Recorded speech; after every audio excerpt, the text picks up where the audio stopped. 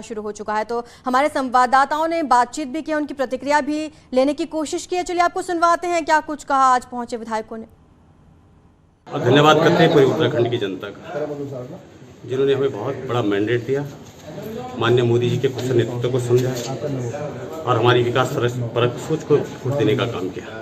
मैं पूरी जनता का, विशेषकर अपनी घनसाली की जनता का हृदय से साधुवाद करना चाहता हूँ। सर, इसके अलावा शाम को विधानमंडल दल की मीटिंग भी होने जा रही है, तो क्या कुछ मंथन चल रहा है? क्या सब आपके सामने आएगी, अच्छी चीज़ आएगी, आप देखते रहेंगे, हम भी देखते रहेंगे। तो धामी जी के नाम पर ही बन रही है सहमति? देखिए, मैंने कहा ना, ये तो हाईकमान का विषय। ये सभी माननीय विधायकों की शपथ होनी है और फिर शपथ के बाद, क्योंकि उसमें भी 1-2 घंटा लगेगा, क्योंकि अलग अलग माननीय विधायक शपथ लेंगे, और फिर उसके बाद जो 5 बजे जो अहम बैठक है विधानमंडल दल की, उसमें सभी भारतीय जनता पार्टी के विधायक उसमें रहेंगे और फिर अपने नेता का चुनाव होगा। और जब नेता का चुनाव हो जाएगा, फिर सरकार बनाने की दावेदारी करेंगे, वहीं राज्यपाल के पास जाएंगे।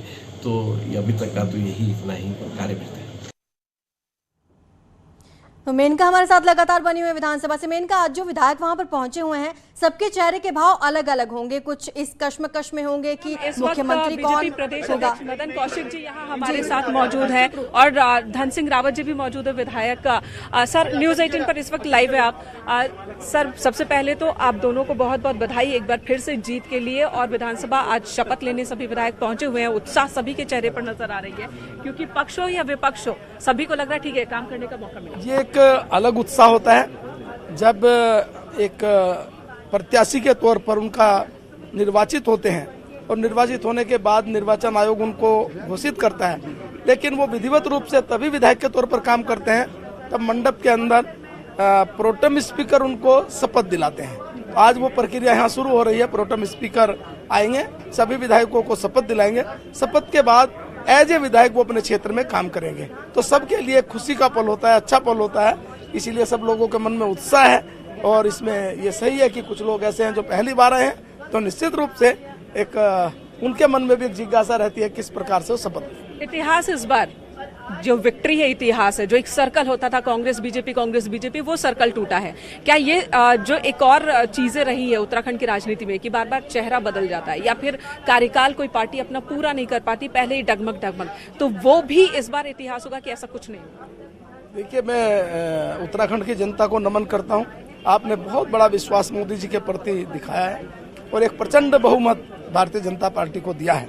निश्चित रूप से उस बहुमत के आधार पर एक अच्छी सरकार चले, मैनिफेस्टो पर, हमारे संकल्प पत्र पर सरकार चलेगी, तो भी आप देखेंगे एक जनता के प्रति जवाबदेही सरकार रहेगी। और जो एक सवाल सबके जहन में है कि अगला मुख्यमंत्री कौन, आप यही कहेंगे कि शाम को बैठक होगी, औपचारिक ऐलान हो जाएगा? कुछ तो हिंट दे दीजिए हमारे दर्शकों के लिए। बहुत बड़ा हिंट दे रहा हूं कि शाम को 5 बजे मैं आपको बताऊंगा कौन हमारे नेता बनेंगे। आपका नाम भी उसमें शामिल है, धन सिंह रावत।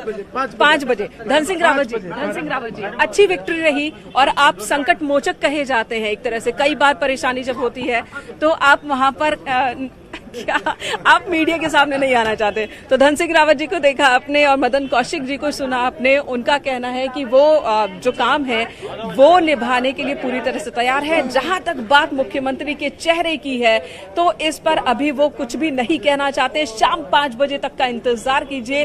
बीजेपी के हर नेता, हर विधायक के जुबान पर बस यही बात है। मेनका, मैं लौटती हूँ आपके पास। दीपांकर भट्ट हमारे साथ देहरादून से जुड़े हुए। दीपांकर, जिस तरह से मेनका ने मदन कौशिक से भी बात की और लगातार हाव भाव अलग अलग हैं लोगों के, क्योंकि जो विधायक पहली बार विधानसभा पहुंचे हैं वो तो खासे उत्साह में हैं, लेकिन कुछ लोग ऐसे भी हैं जो सीएम की सीट के दावेदार हैं और लगातार कश्मकश में बने हुए हैं कि सीएम आखिर किसे बनाया जाएगा।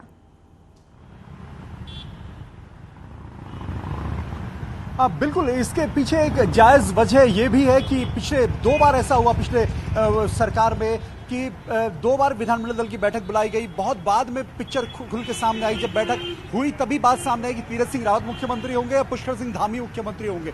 जो विधायक पहली बार विधानसभा पहुंच रहे उनके लिए वाकई अपने आप में एक बड़ी बात है कि वो किसी विधानसभा का प्रतिनिधित्व कर रहे हैं और उत्तराखंड की विधानसभा के मेंबर है। दूसरी बात ये कि जो आपने कहा कि जो सीनियर नेता है उनके अंदर कहीं ना कहीं उहापोह है, कश्मकश है कि कौन अगला मुख्यमंत्री होगा, क्योंकि जो भी मुख्यमंत्री होगा उस मुख्यमंत्री के साथ सभी विधायकों को, पूरी बीजेपी को और पूरे उत्तराखंड को आगे बढ़ना है। तो सबके अपने कैलकुलेशंस होते हैं, कौन मंत्री बनेगा, कौन नहीं बनेगा, क्या किसी का पत्ता कटेगा या किसी को स्पेस मिलेगा, ऐसे बहुत सारे सवाल है। लेकिन 5 बजे जब तक विधानमंडल दल का नेता नहीं चुन लिया जाता तब तक सब कुछ कयासबाजी है। लेकिन जो भी विधानमंडल दल का नेता चुना जाएगा उसके हिसाब से, उसके क्षेत्र के हिसाब से, उसके जातिगत समीकरणों के हिसाब से, बीजेपी के फ्यूचर कैलकुलेशंस के हिसाब से तय होगा कि किसकी पोजीशन, किस विधायक की पोजीशन गवर्नमेंट में क्या होगी।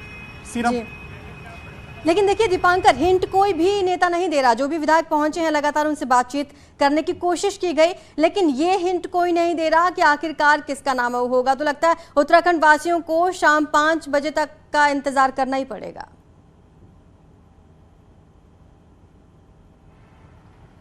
बिल्कुल, आप देखेंगे तो 10 मार्च को नतीजे आए थे और आज 21 मार्च आ चुका है। अभी तक भी ये साफ नहीं है कि कौन विधानमंडल दल का नेता होगा, कौन अगला मुख्यमंत्री होगा, वो चेहरा कौन सा होगा। इसमें 11-12 दिन की पूरी कवायद रही, जिसमें दिल्ली में भी नेता गए, दिल्ली से वापस भी लौट आए। और बीजेपी जिस तरह की अनुशासित पार्टी है और बीजेपी में जिस तरह पत्ते आखिरी वक्त तक नहीं खुलते, वही इस वक्त भी हो रहा है।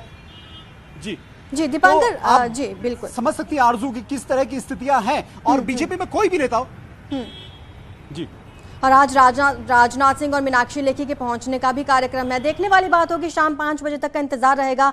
फिलहाल यहाँ पर वक्त हो चला है छोटे से ब्रेक का।